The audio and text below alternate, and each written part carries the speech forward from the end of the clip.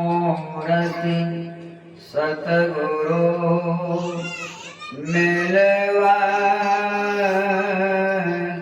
सर्वाधार मंगलमय मंगलकरं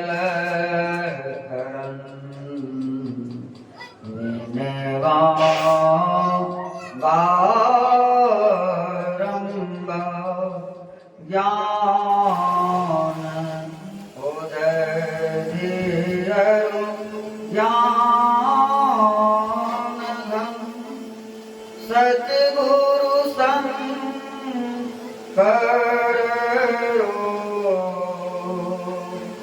नमो नमो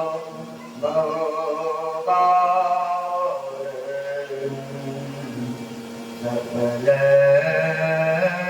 सुखो जन गो सकल भोलना सकल प्रभु सतगुरु परम कृपा नमो कंद पदयुग पकड़े सुन प्रभु नजर निहार दान दान सद्गुरु सुखद महिमा कही न जा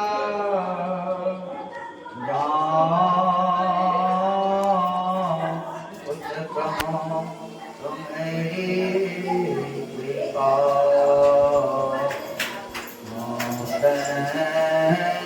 करो न बसाय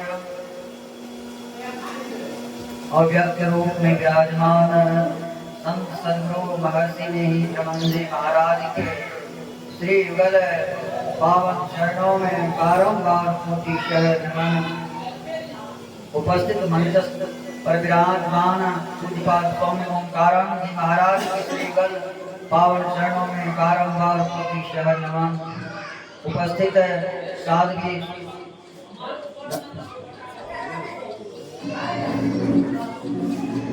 पावन चरणों में बारंबार कोटि शरण नमन उपस्थित दूर दराज से आए हुए पर पावन अतिथि श्री पावन चरणों में बारंबार कोटि शरण नमन। अपार हर्ष की बात है कि हम लोग यत्र तत्र से एकत्र होकर मंटू बाबू की समस्त निज निवास स्थान पर यह प्रातः कालीन श्री सत्संग में सम्मिलित। यह सम्मिलित होना क्या, यह सम्मिलित होना ही रोजाना का स्वरूप है। हम लोगों का यह जीवन जो मिला हुआ है क्षणभंगुर जीवन मिला हुआ है, जिसके लिए कहते हैं देवता लोग भी तरसते हैं कि मैं मनुष्य ये पाऊं साधन भजन ध्यान करूं। क्षणभंगुर का क्या अर्थ होता है? एक रोज जाना और एक रोज आना, या आने जाने की क्रिया जो लगा हुआ है, इसके समान महान भयंकर दूसरा दुख संसार में नहीं है। संत सद्गुरु महर्षि नहीं ब्रह्मदेव महाराज की वाणी में आया है, आवागमन सम दुख न दूजा है नहीं जग में कोई, इसके निवारण के लिए गुरु भक्ति करनी चाहिए। आवागमन तो क्या होगा? आने जाने की जो क्रिया लगा हुआ है, एक रोज आते हैं एक रोज संसार से चले जाते हैं। इसके समान महान भयंकर दूसरा तो संसार में नहीं है। इसके उबरने के लिए कहते हैं गुरु भक्ति करनी चाहिए, परमात्मा की भक्ति करनी चाहिए, ईश्वर की भक्ति करनी चाहिए। भक्ति का क्या अर्थ होता है? सेवा। सेवा भी कितने प्रकार के होते हैं, भक्ति भी कितने प्रकार के होते हैं। अभी हम लोग जो काम धंधे छोड़ करके यहाँ जो सत्संग में अपने को हाजिर किए हैं, यह भी सेवा है, उच्च कोटि का सेवा है। यह जितना कदम बढ़ा है, देख बढ़ा है सत्संग में आने से, उतना यज्ञ की प्राप्ति होती है।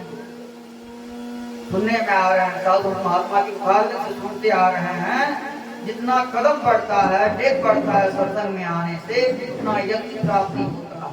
यज्ञ भी कितने प्रकार के होते हैं। कहते हैं अष्टयाम योग होते हैं, नवाबी होते हैं, इतने प्रकार के भागवत होते हैं, एक प्रकार के होते हैं, यज्ञ प्राप्ति होते हैं सत्संग में आने से। सत्संग में कौन सब आते हैं? महापुरुष लोग की समाधि जो लीन रहते हैं, समाधिस्थ रहते हैं, वह भी समाधि छोड़कर सत्संग के वचन को सुनने के लिए आते हैं। यानी ब्रह्मा विष्णु महेश भी आते हैं। ब्रह्मा जो सृष्टि करता है, जो है विष्णु जो है पालन करता है, और महेश जो संहार करता है वह भी आता है। यानी इतनी प्रकार की देवी देवता हैं, सब आते हैं सत्संग के वचन सुनने के लिए। तो बिनु सत्संग विवेक न होई, आराम कृपा बिनु सुलभ न सो।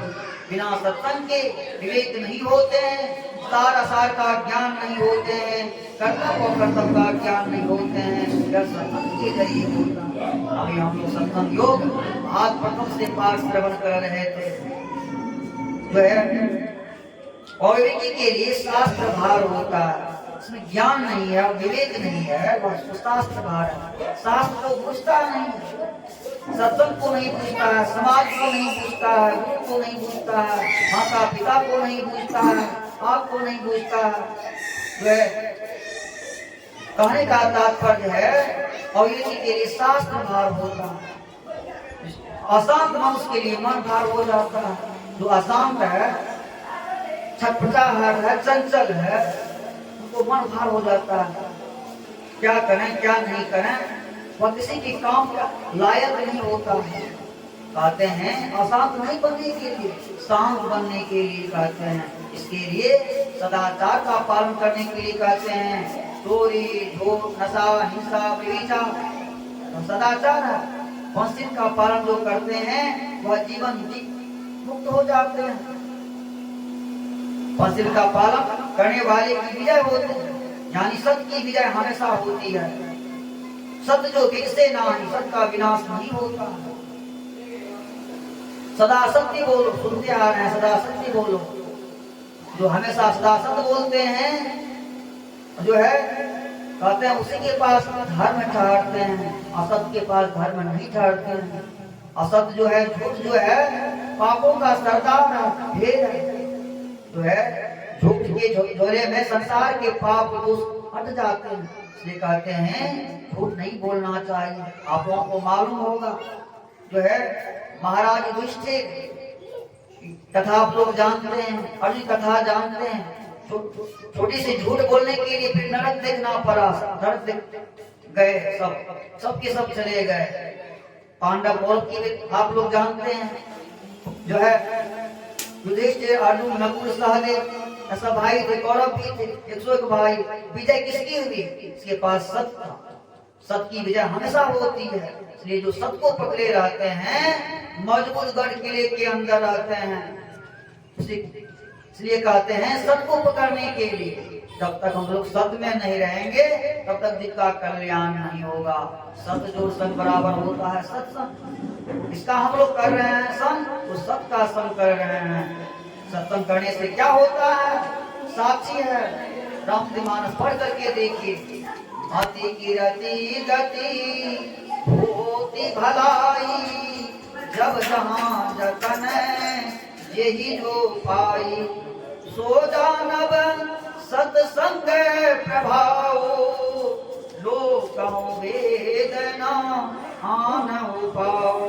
किसी को मति में देखिए, वृत्ति में देखिए, यश में देखिए, पद प्रतिष्ठा में देखिए, सरकारी नौकरी में देखिए, आलीशान मकान में देखिए, जमींदार में देखिए, सुंदर पोशाक में देखिए, सुंदर शरीर में देखिए, सुंदर खबर में देखिए, समझिए सत्संग भजन ध्यान दान का प्रभाव। या जो है सत्संग रूपी साबुन लगा रहा है, अपने काया रूपी में साबुन लगा रहा है। जो काया रूपी जो है जब जमानत से जो इसमें है उसको सहायक कर रहा है ध्यान भजन सत्संग से। ये सत्संग परमावश्यक होता है।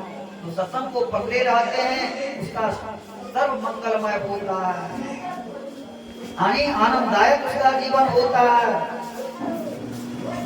जीवन जो है जितने जीवन को प्राप्त कर लेते हैं, कहते हैं छुटकारा को प्राप्त कर लेते हैं।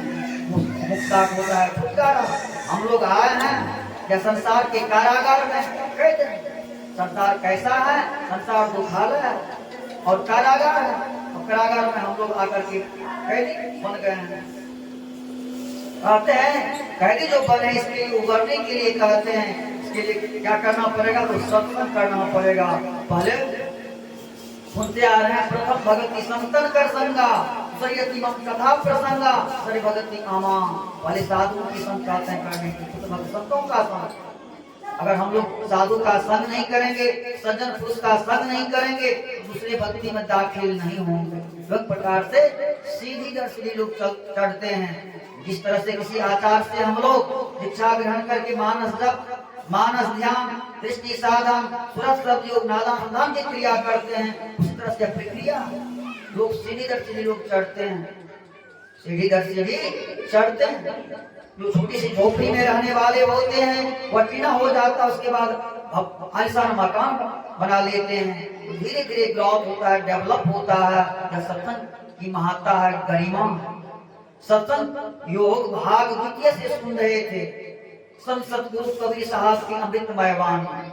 मोरे जियरा बड़ा अंदेशवा मुसाफिर जय हो कोनी हो, मोह का सहर कहर नर नारी हुई फाटक धन को। जो है मोरे जियरा बड़ा अंदेशवा, यह जो आत्मा किस ओर चला जाएगा, मन किस ओर चला जाएगा, जो है प्रार्थना करते हैं कबीर साहब अपने गुरु से। हम लोग हम भक्त लोग प्रार्थना करते हैं अपने गुरु से, यह आत्मा किस ओर जाएगा गुरुदेव, जो रास्ता बता दीजिए। मोरे जियरा बड़ा अंदेशवा मुसाफिर जय हो कोनी हो, मोह का सहर कहर नर नारी हुई फाटक धन। हम लोग आए हैं कंचन और कामनी में आकर के फंस करके जो है परमात्मा को भूल गए हैं, ईश्वर को भूल गए हैं। कैसे जिसका कल्याण होगा? कंचन जो है और कामनी जो है यह मोह का सहर अंधकार रूप में यहीं पर आता है। हाँ तो कहते हैं शर्त है संसार में रहिए, संसार के सभी कार्यकलाप को करते रहिए और ध्यान कहाँ रखिए, परमात्मा के ऊपर रखिए ध्यान, छुड़ता रखिए तो जीवन आपका सर्वदा सुखमय एवं आनंददायक बना रहेगा। सत्संग योग भाग तृतीय से सुन रहे थे, चतुर्थ से सुन रहे थे, जो है परमाराध संत सद्गुरु महर्षि प्रमंद जी महाराज की वाणी।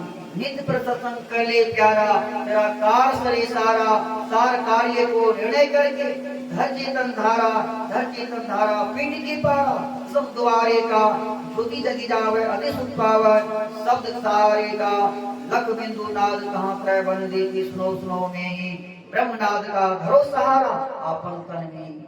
नित्य सत्संग कहते हैं करने के लिए। अगर हम लोग त्रैकाल संध्या वंदना करेंगे सुबह शाम दोपहर, तो हम लोग का यह जो है अभ्यास जो है जारी रहेगा, तो बार बार मनुष्य शरीर परमात्मा देंगे और जो है पुण्यमान लोक में जाएंगे, जमींदार वालों के यहाँ जाएंगे, जो है सब चीज से भरा पूरा रहेगा। एक सतत भजन ध्यान दान का प्रभाव है। तो यह योग से परमात्मा करते हैं। मैं अपनी वाणी में विराम लेता हूँ। बोल सद्गुरु महाराज की जय।